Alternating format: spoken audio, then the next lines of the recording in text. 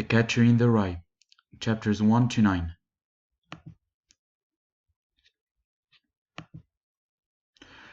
Okay, introduction.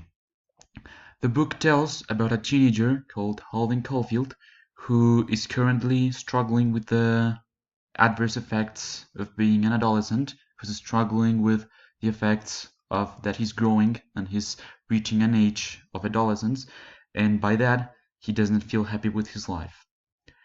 It is said that it is going to tell about what happened during the last Christmas, and he starts telling from Pansy Prep, a school where he studies and that is filled with wealthy but crooked students. The most important events in these chapters take place during the day Holden left Pansy, the school where he studied. He was kicked out because he flunked 4 subjects and wasn't applying himself. All thought his parents were called up to warn him, but he remained being flunked. Characters. Holden Caulfield is the main character of the story. He's a 16-year-old teenager who currently studies in an internship called Pansy. He had been to 4 other schools before, which he left because he didn't like the people at all. He's featured like a rebel boy who thinks the people who surround him are rotten, and that's why he doesn't trust them. And he also feels unique, and that's why he criticizes everything and does not like things in common in the society, for example, movies. Ward Stradlater is also a Pansy student and Holden's roommate. He's a very handsome and good-looking guy, but also very vain. He's also described as conceited, and it's not interested in other people's feelings. Otherwise, he's interested in having sex and those kinds of things. Robert Akelin is another student.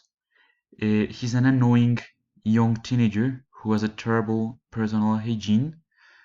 He's Catholic, and he's very unpopular, and not many people like him, because at the same time he acts like he dislikes people, for example with Holden and Stradlater. These 2 characters are meaningful because they show the relations Holden has with other people, because these characters and its behavior are a sample that Holden's ideas are true. They support the idea Holden has that the society around him is horrible. There is also Mr. Spencer. He's a history teacher at Pansy who has a terrible physical condition, specific on his posture. He talks to Holden and makes him feel bad for flunking at school and tries to motivate Holden to change and to be concerned about his future. We could say his appearance shows how Holden is lost in life. And Mrs. Morrow is an attractive middle-aged woman and the mother of Ernest Morrow, a student of Pansy Holden hated. She met Holden on a train, and he found her polite and pleasant, and invites her to take a cocktail, which she declines. Okay. Storyline. The day Holden left Pansy, in the afternoon, the Pansy football team was playing the last game of the year, and everybody was watching it but Holden. He had just came back from New York, and he was tired, and he also wanted to say goodbye to old Spencer, his history teacher. He ran and arrived at the house. They started talking about life and that Holden was not coming back, but soon old Spencer started talking about how Holden flunked in history subject, because he had no knowledge about the topics, for example the Egyptians. Right after, he read a poorly done and short essay written by Holden, together with a note Holden had written, which said he didn't know anything about the Egyptians and he didn't want Spencer to feel bad for flunking him. All this for making Holden feel bad. Holden was hating him due to that and made up an excuse to leave.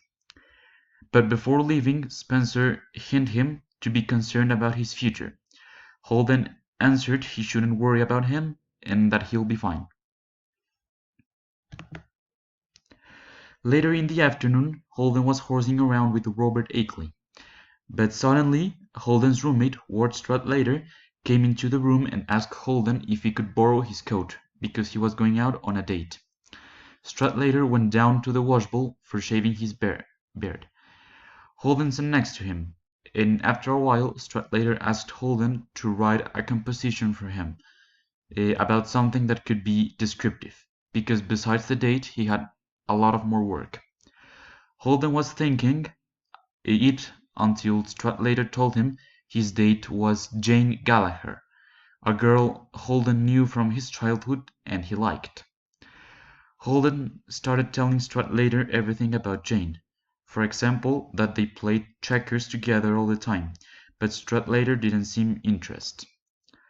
Holden finally accepts with writing the composition and asks Stradlater to send Jane regards from him. Late in the night, after dinner, Stradlater came back from the date. Stradlater got furious with Holden after he read the composition Holden wrote because he saw it was written about Holden's brother baseball glove and not about something else descriptive, like a room. Right next, Holden throws it away to the can. After a while, Holden started asking Stradlater about the date. He told Holden he borrowed Ed Banky's car and he sat with Jane in there. Immediately, Holden thought Stradlater had taken advantage from Jane. Angry, Holden intends to hurt him, but instead he fell on the floor and Stradlater put his knees on his chest for hurting him. For the next minutes Holden called him a moron, which made him get mad, and after he got up Stradlater punched him all over the face and left him his nose and his entire face bleeding. Holden decided to leave Pansy after he visited Akeley and had a confrontation with him too. So he decided to take a train to New York and stay in a hotel until Wednesday, that his parents would come and pick him up. In the train, a woman who sat next to him turned out to be Ernest Morrow's mother, a Pansy student Holden hated, that identified the Pansy sticker at Holden's suitcase.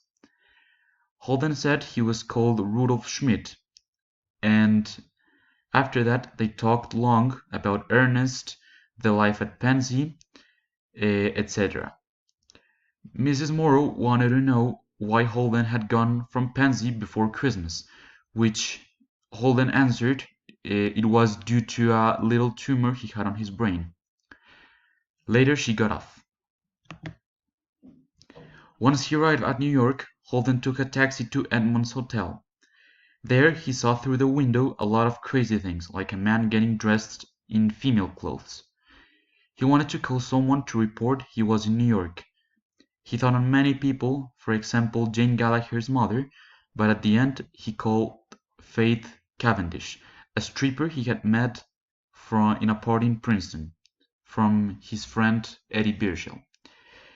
He called her and told her he was a friend of Eddie Birchall and invited her to drink a cocktail, but she declined that politely. There is a main conflict that is presented in this chapter sequence, and after the events narrated previously, we can identify that conflict is the struggle with the changes Holden faces when he's becoming an adolescent and his relationships with others. We can see Holden feels lost, he feels he has no place among other teenagers, and that causes bad relationship with other people because the regular adolescent's behavior disgusts him.